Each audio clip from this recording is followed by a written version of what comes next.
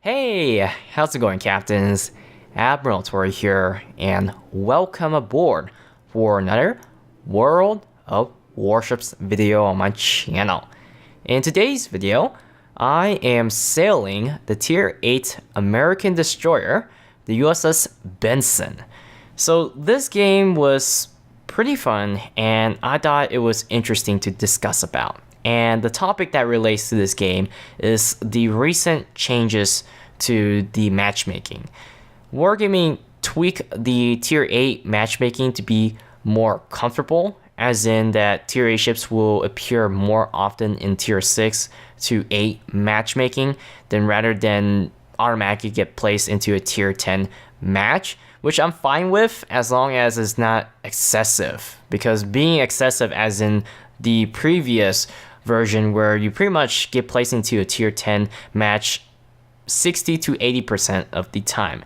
And the nice thing about Tier 10 matches is that you do get quite the reward if you do well, but the problem is that it's hard to do well in a Tier 10 game when you only have a Tier 8 ship. I mean, there are certain Tier 8 ships that do pretty good up against Tier 10 ships, like maybe one-trick ponies like the Asashio, or good premium ships, or good Tier 8 battleship like the North Carolina. But most of the time, people prefer to be in the lower end of the matchmaking. So why am I talking about this? Well, I found a very unusual pattern or a change in the games ever since the change. And that particular pattern was that you either absolutely destroy the enemy team within 5 to 10 minutes into the game, or you get destroyed 5 to 10 minutes into the game. There really is no consistency with this particular matches. I'm not sure this is just me, but I talked to a few other people, and they also said that, yeah, they notice that if they get destroyed within a few minutes in the game, they also notice that they go on somewhat a losing streak. And there will be days where they are on the winning team at all times, and it's not really a contest to losing, because you're just destroying the enemy team within 5 minutes into the game. So in this case, right away, I should have lost this game within 10 minutes. And the reason I say that is because if you look at how my team is positioned and how it goes, it's not looking so well. My team is struggling to get out of the A flag. The enemy team mobilized fairly well, and I tried to capture the B flag without really any cruiser assistance. Now I was fortunate enough to take out the Icarus early parts of the game, because the Icarus kind of really parked broadside to a Tier 8 destroyer torpedo wave, but I decided to leave the B flag and go for the assist on the C flag, because you're better off trying to assist a teammate rather than just camp on the flag when you know that the enemy destroyer is going to sit on it for quite a bit. So I'm going to let the enemy Asashio, in this case, who is the one who's taking the B flag, take the flag. I'm going to get the assist capture with my friendly destroyer, the German destroyer, the Geda, if I pronounce it correctly. I don't recall how to pronounce that name. I know I made a video a while back saying the name at some point. So capture the C flag, heading down to B. Now, I do have battleship support, but those aren't the ideal ship, and you might notice that most of the battleships are on this side, and it just so happens that the enemy Asashio was also on this side. So you can kind of guess how this is going to end. I'm going to go back into the B flag and capture the B flag. Now, I have a choice between hunting down the Asashio, which I have no clue where she's at, but at the same time, I don't think it's possible because the enemy team is fairly well grouped on this side, and I only have 2 battleships to fight against them. So ideally, if you were in this kind of situation, especially if you're the battleships on that end and you see that there's only 1 destroyer left, you look it up, is that Asashio, and who could capture B flag, chances are you should leave that area, but you can kind of guess what's going to happen, why I lost this game. But nonetheless, I decided to make the decision that I'm going to capture this flag, and then I'm going to hope that the enemy Asashio will come back to the B flag and recapture it. And turns out she doesn't come back to B right away because she's too busy hunting on those battleships. So I'm going to try to capture the enemy's D flag, which means that my team is in a very good position. As a matter of fact, at this point, we are clearly winning. We even sunk the enemy carrier, which means that, you know, when you get into a game where your team has a carrier while the enemy team doesn't have that great of a carrier, it's usually a good sign that you're going to win most of the time, but it isn't really quite enough. So here's the problem. What crippled the team here is just the positioning. Now, yes, it's great to have a well-grouped fleet. A well-grouped fleet will crush a smaller fleet most of the time.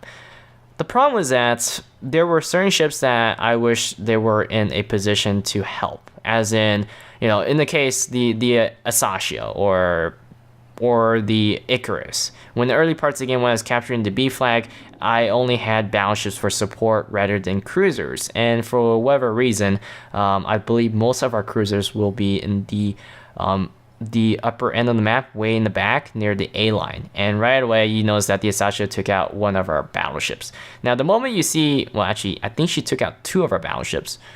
So the moment I saw that, I knew for a fact that the Asashio will be having a good game. And notice that someone's capturing the B flag, which means that it's either the Asashio or the New Orleans. And it looks like the New Orleans is actually going to be capturing a flag because last spot ship was near B, was the New Orleans, and right there she appears. So I'm going to drop my torpedoes.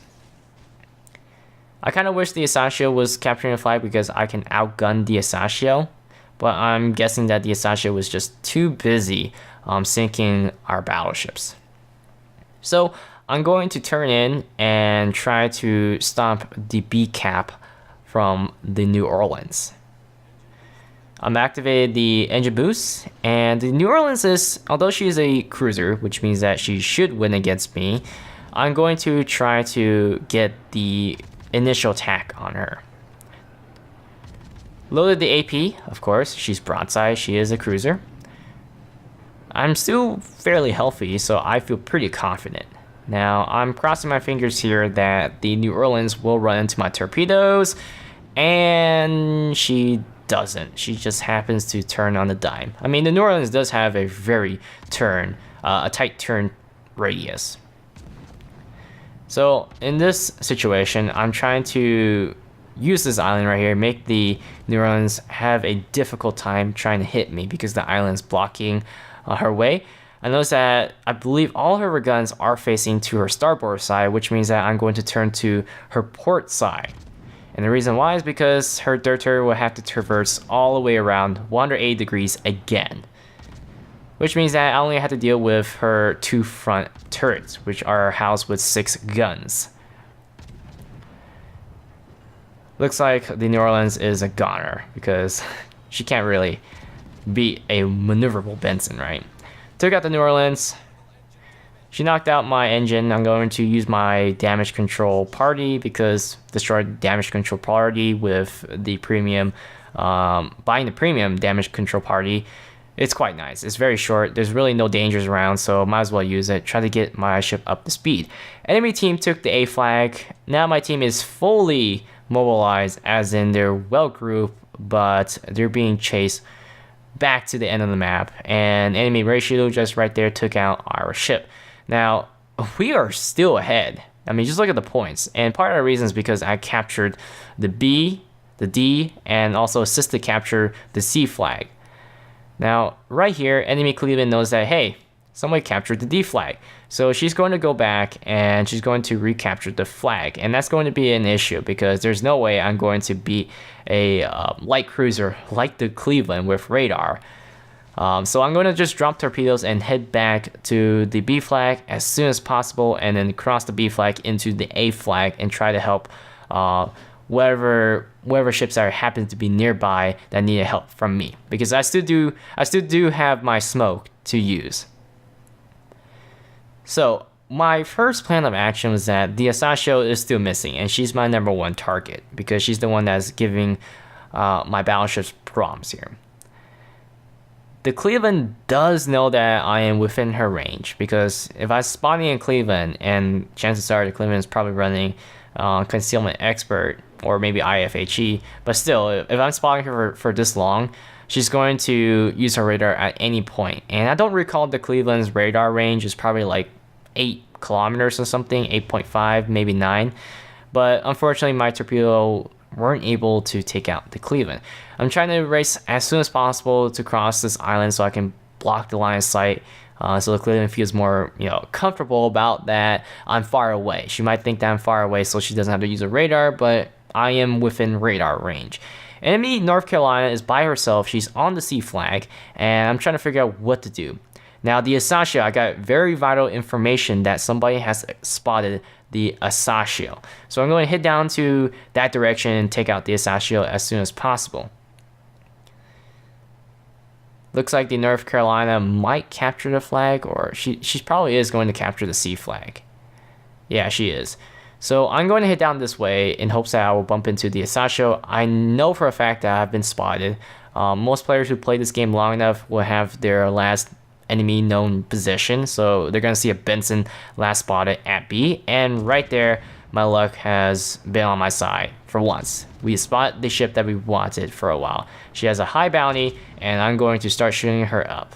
Now, the Japanese destroyer did get buffed with their guns, so I still have to be concerned about what they can do with their HE shells, because they can do quite the damage. And just like that, I lose a quarter of my HP from that one salvo from the 2 turrets from the Asashio. Asashio is broadside. Going to fire again since she's within the range of being spotted within the smoke. Gonna swing whip the tail of the ship. The Cleveland is shooting at me. And we take out the Asashio. So it looks like we're in a very good position. It's just that we just got to get together, focus targets, and win the game. Going to drop torpedoes on North Carolina. Of course, I'm not going to win against the North Carolina in the gun battle. Enemy Richelieu right here. For some reason, our Hiryu managed to get caught by the enemy Gneisenau. I can't really do much, but I'm going to try to take out this Richelieu first. Now, right here, I think I should have switched to AP, but I really wanted to bank on that. I will set a fire on the Richelieu. And since she's this close, I might as well use HE on the superstructure. But it looks like for some reason the RNG is pretty bad, because you can see that I'm aiming at the deck right here, but some of the shells fall short. And part of the reason is because the Richelieu is running a camouflage that increases the dispersion or the randomness of my guns, and I did hit 2 torpedoes on the enemy North Carolina. North Carolina should be dead anytime soon. Friendly Gata in front of North Carolina. I assume that she's going to go for a torpedo run.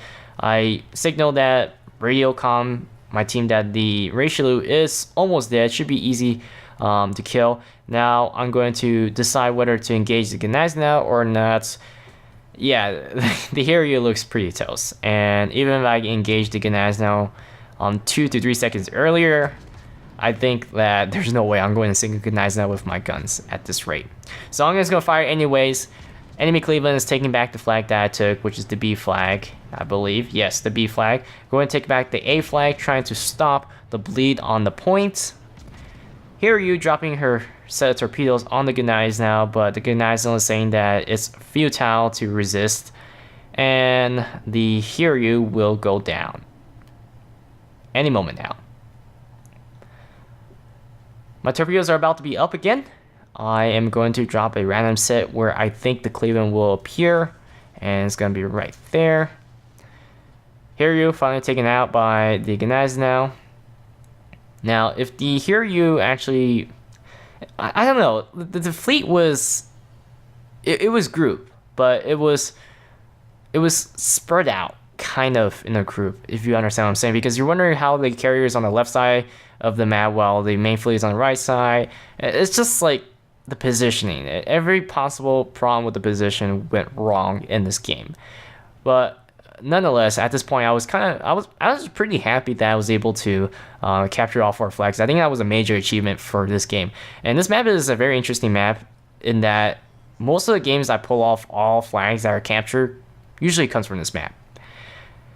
Reishi is still alive with 4.3k HP. Now, you would think that a Kutuzov, a pretty good ship, a ship that has a lot of power with her rate of fire, should be able to hit this Reishi, but painfully enough, for some reason the Kutuzov couldn't land one good salvo, or two good salvo should be enough to take out the Reishi, especially when you have a Kutuzov with IFHE and the Reishi has like 32mm of armor all around. Yeah, it's painful. I'm like looking to the left, like, hey, how come the Reishi is not dead yet? We have 4 ships on this side and not a single one decided to shoot at them. And behold, the enemy Cleveland randomly appears.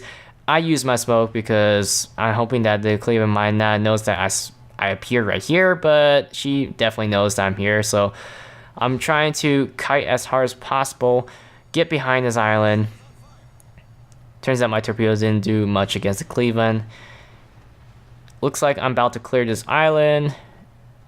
And yeah, I am away from the Cleveland, even though she has radar on. I am the last person alive, and the Kutuzov didn't manage to take out the Reishi. I mean, even if she did, the game was already at its loss. But like I said, this was an interesting game, as in that I prolonged the game to an unnecessary length, especially with the changes to matchmaking. I'm going to drop a random set torpedoes over here, right there. I know for a fact that I think I should drop them over to that crevice between those two islands instead of trying to drop at the Gneisenau, because chances are the Gneisenau is going to turn at 10 kilometers, especially with these slow torpedoes on the Benson. And then Reishi, and the game ended. Wow. I was absolutely amazed at what happened, but I did have fun. I hope you guys enjoyed this video, and I'll see you guys next time on World of Warships.